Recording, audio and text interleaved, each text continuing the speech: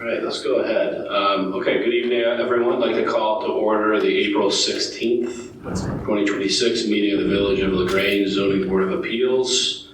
To order, staff, could you please take the roll call? Bresnahan. Present. Datillo. Present. Kerpik. Here.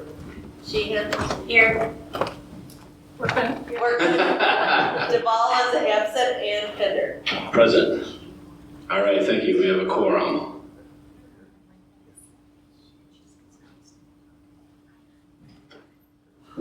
Okay, the next item on the agenda is the approval of the minutes. I think we have two sets of minutes for consideration tonight. The February 11th, 2026 special meeting and the March 19th, 2026 regular meeting. Would any commissioner like to make a motion to approve the February 11th minutes? So moved, Mr. Chairman. We have a second. Second. Okay, all in favor, say aye. Aye. Aye. Okay, next, would any commissioner like to make a motion to approve the March 19th, 2026 minutes? So moved. Okay. Second. All right, all in favor, say aye. Aye. Okay, so we do not have a public hearing scheduled this evening, so we're going to move directly to old business, I believe. Let's do that.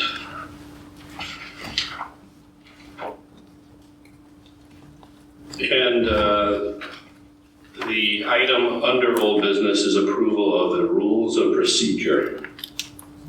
And I believe we'll entertain any comments or proposed revisions from the commissioners at this time. Is that correct? Is there any discussion or presentation, or are we just, okay, thank you.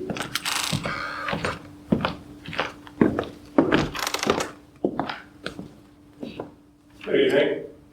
Easier to see you, look directly at you than sitting at the table. So presented to you in your, both in the packet and what's on the dais, we have made revisions to the rules, the proposed rules, based on your comments a few meetings ago. We tried to go through all your comments and, hone them down, and if there are some that we missed, please let us know. Also, we've received a couple of emails today. So the version that is sitting before you on the dais incorporates some of the comments that we received today, whether it was just some of the wording that we thought that we could easily make. Commissioner Workman, thank you for your comments. So I know you also had some questions or things to discuss, which we didn't address specifically, but we probably discussed. And then, of course, any other questions, concerns, we can go through it in as much detail as you want.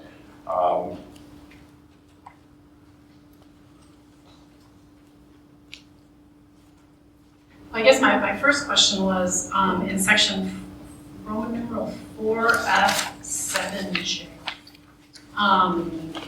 This was the provision that allowed people who own or reside on property within 250 feet to cross-examine, I believe.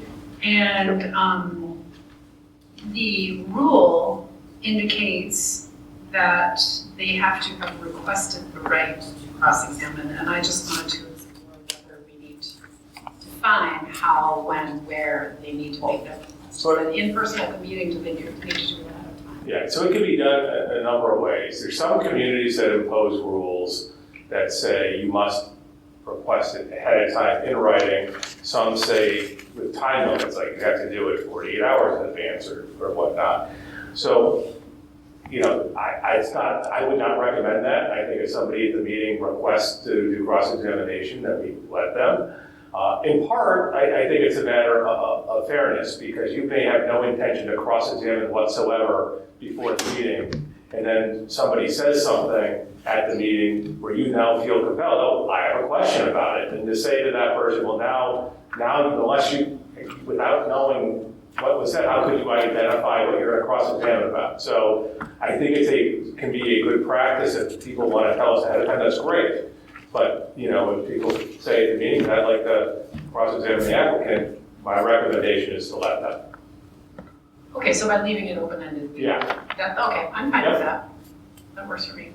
My next point was in Roman numeral 4F9.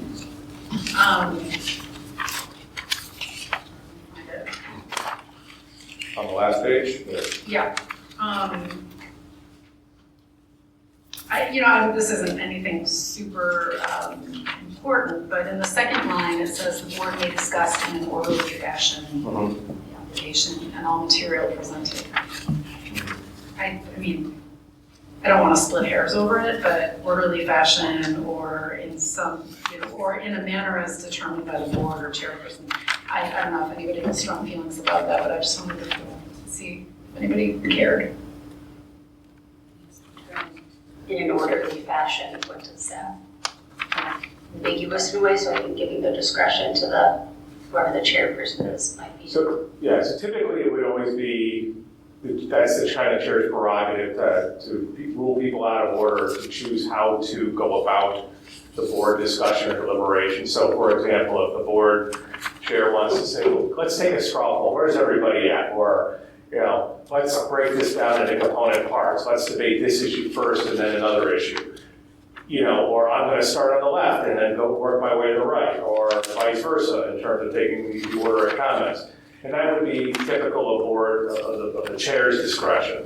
So, we do prescribe the Robert's Rules of Order, and to the extent that the rest of the board feels that the chair is acting in a way that's overstepping the chair's bounds or doesn't like that the way in which it's done, there are motions that could be made to, with the majority of the board to overrule the chair on a procedural question. So I don't know that from my perspective that it's that necessary to go anywhere further, because I think it's the default that the chair gets to decide what that means. But if you think that it would be helpful, we could certainly add more language.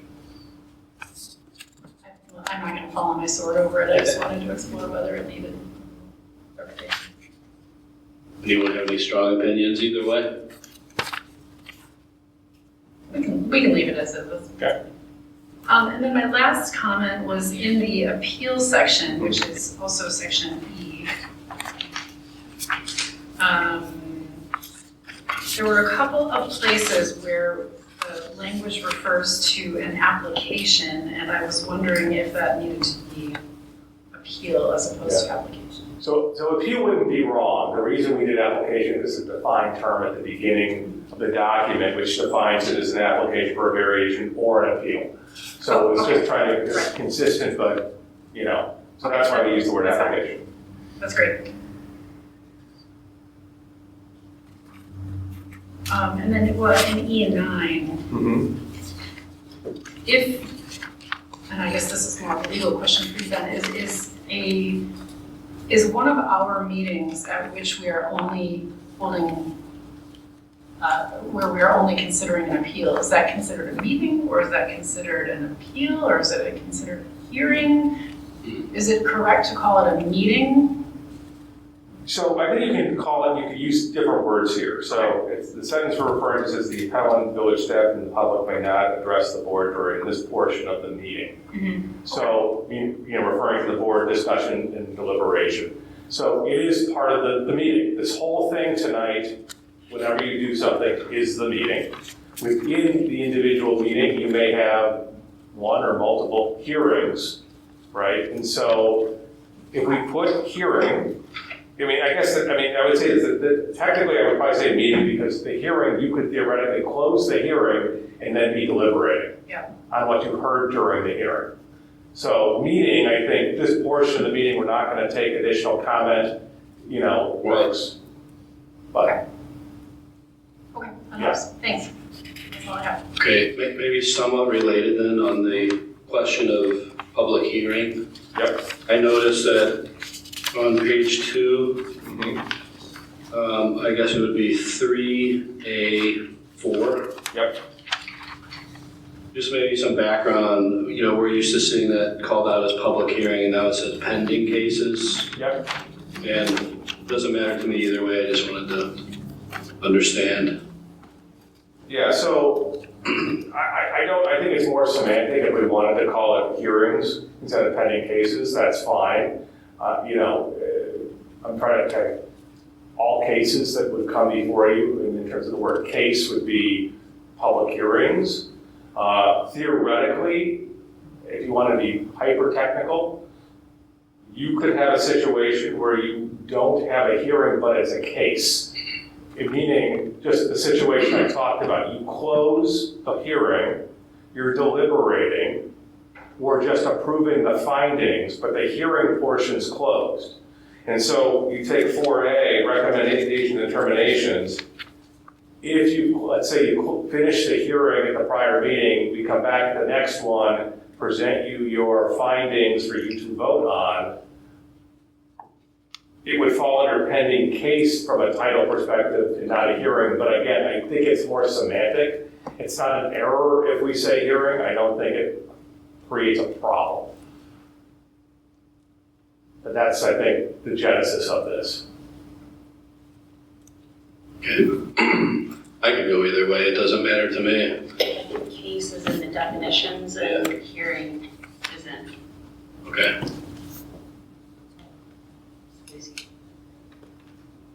It doesn't matter to me. I think pending cases. Okay. Sounds good. Anyone have an issue with cases? All right. Very good. Any other commentary?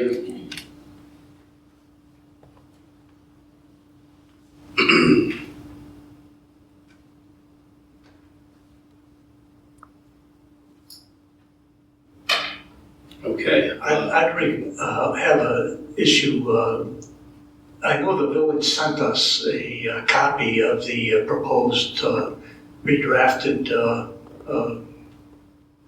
procedures, and included with that was a red line version that included all the changes. I wanted to review that. I think it was yesterday, and it wasn't there. So my question is, when you send out stuff like that, these days you can set a time limit and things automatically delete. So is that automatically deleted, or is my computer problematic? So the red line was an attachment to the email, and then the packet was a link in the email. I set the red line separately because I wanted it to be redundant in the packet, and I wanted it the first thing you guys saw. Well, with the whole thing, that the email was deleted, and so that was my issue, whether or not somehow that got automatically deleted. I No. would not have knowledge of how to do that. Yeah, so is my computer okay? Did you want to have time to review that, Paul? I say the hard copy. Okay. Okay. Any other questions, comments? Okay, thank you. All right. Would any commissioner like to make a motion regarding the rules of procedure? Oh. Public comment on this is before you vote. Okay. Oh, yeah. Robert's attachment.